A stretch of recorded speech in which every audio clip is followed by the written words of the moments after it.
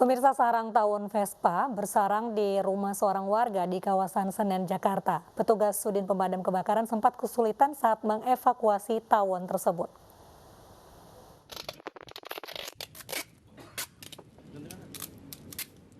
Petugas Sudin Pemadam Kebakaran dan Penyelamatan Sektor Senen mengevakuasi sebuah sarang tawon jenis Vespa afinis. Sarang tawon berukuran sekitar 60 cm ini menempel di sebuah kasur bekas yang disimpan pemiliknya di lantai 2 rumah.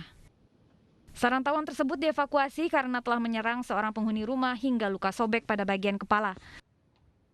Kepala saya dihantam tawon, dalam hitungan detik kepala saya pusing, langsung saya turun ke bawah.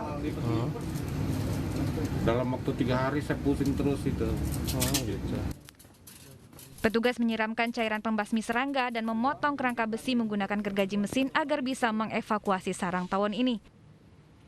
Untuk kesulitan yang kita hadapi adalah sarang tawon berada di per atau di kasur spring bed yang banyak pernya. Jadi Usai dievakuasi, sarang tawon selanjutnya dibawa petugas ke kantor Sudin Pemadam Kebakaran Senen, Jakarta Pusat.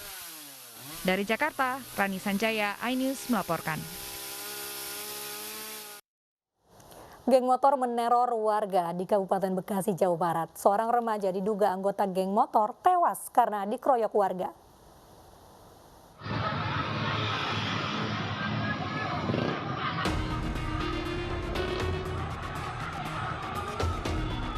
Video amatir merekam tawuran antar warga dan geng motor di Jalan Pantura Rengas, Bandung, Desa Karangsambung, Kecamatan Kedung Waringin, Kabupaten Bekasi, Jawa Barat, Minggu dini hari. Warga dan geng motor bentrok dan menewaskan 1 orang yang diduga dari kelompok yang sedang berkonvoi.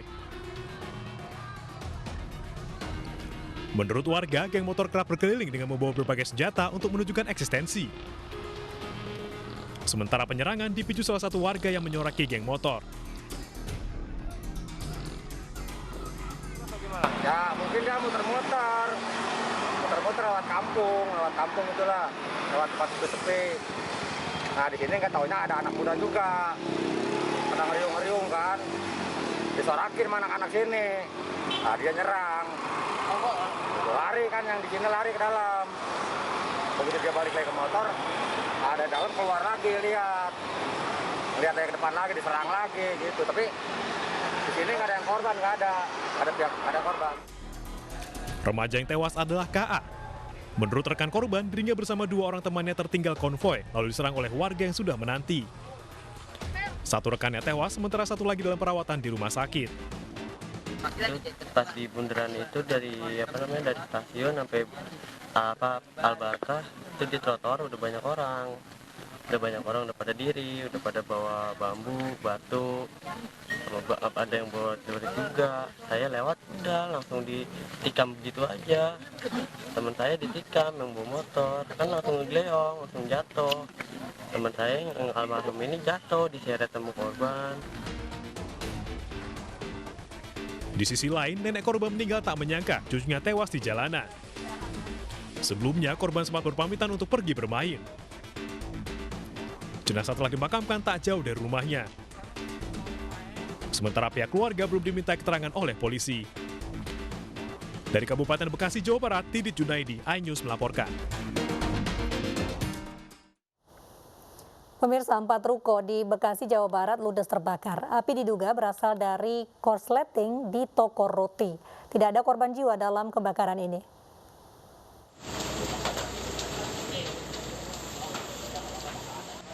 Kebakaran yang melanda 4 ruko di Jalan Lele Raya, Kelurahan Kayu Ringin Jaya, Bekasi Selatan ini terjadi pada Senin dini hari. Banyaknya material yang mudah terbakar membuat api cepat membesar dan merembet ke ruko-ruko lain. Warga setempat menduga kebakaran akibat korsleting arus listrik. Api ada di roti kopi di atas, lumayan gede lah. Saya lari bangunin penghuni, saya gedor semua, pada keluar semua. Api mulai gede sekitar jam 1-an. Korban yang diselamatkan ada berapa orang bang yang keluar dari ruko bang? Banyak sih, ada 8 orang lah kurang lebih. Pemilik dan karyawan ruko langsung mengumpulkan barang-barang yang masih bisa diselamatkan. Sedikitnya 6 mobil pemadam kebakaran kota Bekasi diterjunkan ke lokasi untuk memadamkan api. Beruntung tidak ada korban jiwa dalam kebakaran ini. Dari Bekasi, Jawa Barat, Rahmat Hidayat, iNews melaporkan. Sementara itu, kebakaran juga menghanguskan sebuah rumah berusia 1 abad di Kabupaten Agam, Sumatera Barat. Tidak ada korban jiwa, namun kerugian mencapai lebih dari 350 juta rupiah.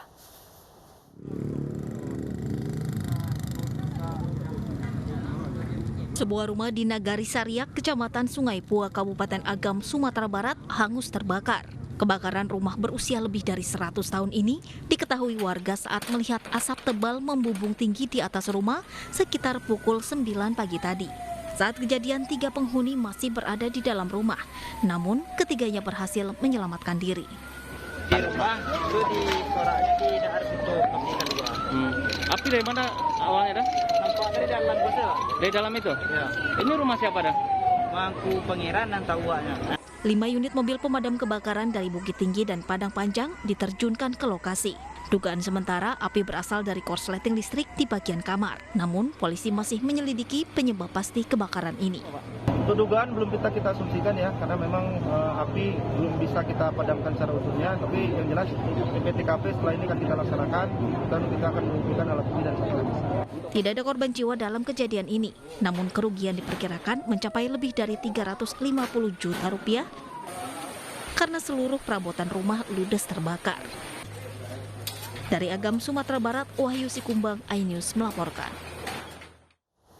Pemirsa, kita beralih ke informasi kasus dugaan penistaan agama oleh YouTuber Muhammad KC bergulir ke ranah hukum. Polisi telah menerima 4 laporan yang terpusat di Bareskrim Mabes Polri.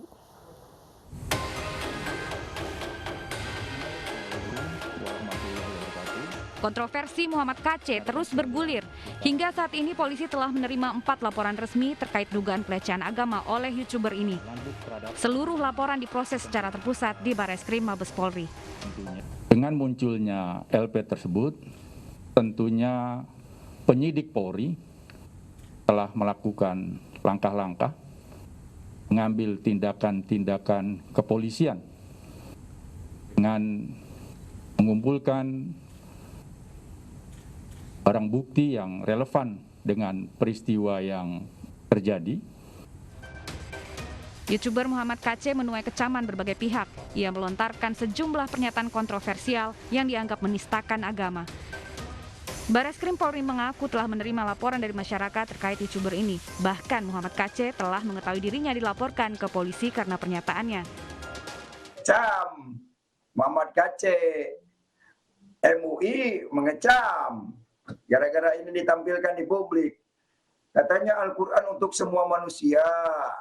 Kenapa ditampilkan, disiarkan Muhammad dekat dengan jin gak terima?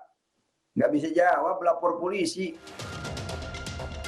Majelis Ulama Indonesia meminta Muhammad KC segera diproses hukum karena telah menimbulkan keresahan.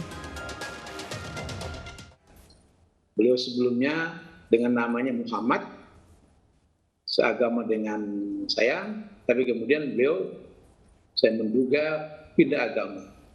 Nah, siapa yang merusak jalan pikiran, nalar pikiran beliau, ini perlu ditelusuri dan sekaligus perlu diproses secara hukum agar tidak menimbulkan keresahan di tengah-tengah masyarakat. Keliru itu, menyampaikan hak boleh, menyampaikan pendapat boleh. Baik. Tapi kalau tidak beriman kepada yang bersangkutan, itu salah. Itu sudah memberi penilaian yang salah. Karena apa? Tidak beriman. Sementara yang umat Islam yang beriman kepada ajaran Al-Quran, ajaran Muhammad Rasulullah Sallallahu Alaihi Wasallam, maka dihargai dia. Ketika masuk di situ, itulah yang menurut saya dari sisi ajaran agama dalam hukum Indonesia dimuat di dalam pasal 156 huruf A KUHP. Gitu. Berarti ini poinnya sudah masuk penistaan agama, Pak? Menurut saya sudah masuk. Menteri Agama juga menegaskan bahwa penghinaan simbol agama termasuk pidana.